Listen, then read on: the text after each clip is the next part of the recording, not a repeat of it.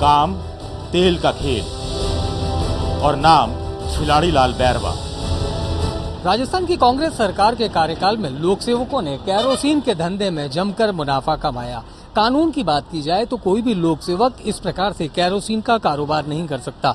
इस धंधे के पीछे असली वजह है कमीशन की। हर लीटर पर मिलने वाला मोटा कमीशन इन लोक सेवकों का लालच लगातार बढ़ाता गया और जिसके चलते राज्य सरकार के पास एक के बाद एक सिफारिशी पत्र आते रहे कि केरोसिन के कारोबार में शामिल लोक सेवकों को छूट दी जाए। सरकार ने ये छूट दी भी, लेकिन सबसे बड़ा सवाल ये कि क्या इस प्रकार से लोक सेवकों को आमदनी या लाभ कमाने के नाम पर छूट देना वाजिब है? 13 दिसंबर 2008 अशोक गहलोत ने दूसरी बार राजस्थान के मुख्यमंत्री की कुर्सी संभाली। इसी के साथ शुरू हो गया तेल से जुड़ा एक खेल और खिलाड़ी थे करौली धौलपुर से कांग्रेस के सांसद खिलाड़ी लाल बैरवा। खिलाड़ी पहले से ही जिले के केरोसिन डीलर थे और नियमों के मुताबिक सांसद बनते ही डीलरशिप रद्द हो जानी चाहिए थी।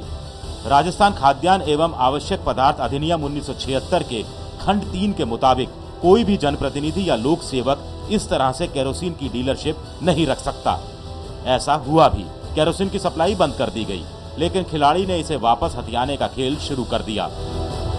बहाली के लिए राज्य के खाद्य मंत्री को चिट्ठी लिखी और मंत्री जी ने विशेषाधिकार का इस्तेमाल करते हुए डीलरशिप बहाल कर दी। 4 साल तक उन्हें केरोसिन का कोटा मिलता रहा। दोबारा बंद हुई तभी जब इस मामले में एक आरटीआई की अर्जी फाइल हुई। खिलाड़ी लाल ने एक नया खेल रचा। लाल पीले होकर राज्य सरकार को फिर चिट्ठी लिखी, लेकिन इस बार मजमून में थी शिकायत। उन्होंने राज्य की मंत्री मंजू मेघवाल और कांग्रेस के विधायक अर्जुन बामनिया की डीलरशिप का हवाला देते हुए उसे भी रद्द करने की मांग कर डाली। यानी हम तो डूबेंगे सनम, तुम्हें भी ले डूबेंगे। आपने ये भी लिखा कि मंजू मेघवाल और अर्जुन बामनिया जो एमएलएज हैं, नहीं, वो तो स्थिति ये थी कि क्या नाम है, जो ऐसे और भी देखे जाएं तो और भी ऐसे कई हो सकते हैं कि जिसमें इस नियम के तहत तो जनप्रतिनिधि हैं और काम कर रहे हैं।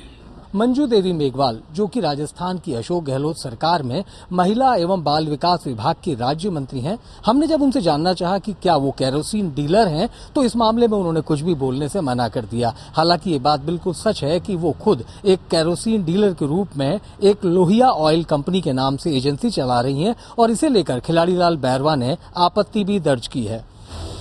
आलम यह है कि खिलाड़ी लाल बैरवा आज भी इस दलील के साथ डीलरशिप बहाली में लगे हुए हैं कि इसमें कुछ भी गलत नहीं है। एक बार तो वो मुख्यमंत्री अशोक गहलोत की सिफारिश जुटाने में भी कामयाब हो गए। राजस्थान में मिट्टी के इस तेल के खेल का मैदान बस इतना ही नहीं है।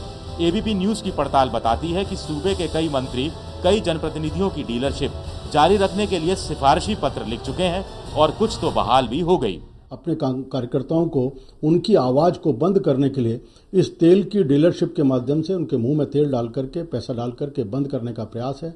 एक तरह से पिछले दरवाजे से कांग्रेस पार्टी अपने कार्यकर्ताओं को संतुष्ट करने के लिए इस तेल की दलाली का इस्तेमाल कर रही है। सरकार कहती है कि उसके पास ऐसी बहाली का विशेषाधिकार है, लेकिन इससे जुड़े विभाग के मंत्री किसी दूसरे मंत्री के सिफारिशी पत्र लिखने से इनकार करते हैं, जबकि एबीपी न्यूज के पास ऐसी चिट्ठियों की कॉपी भी मौजूद है। सेक्शन 25 में प्रावधान है, किसी को भी वो स्पेशल छूट राज्य सरकार को अधिकार है वो दे सकती है। आधे दर्जन से ज्यादा मंत्रियों ने सिफारिश की, प्रधान से लेकर पंचायत समितियों के सदस्य की, तमाम जो केरोसिन डीलरशिप है उनको बनाए रखने के लिए। ऐसा हमने सूचना के अधिकार के तहत भी निकलवाया। इस तरह का कोई पत्र मुझे या विभाग को नहीं मिला। एबीपी न्यूज के पास इस बात के भी पुख्ता दस्तावेज मौजूद हैं कि कांग्रेस के राज में किस तरह पार्टी से जुड़े चुने हुए जनप्रतिनिधियों ने किस तरह केरोसिन में मोटा मुनाफा निचोड़ा है।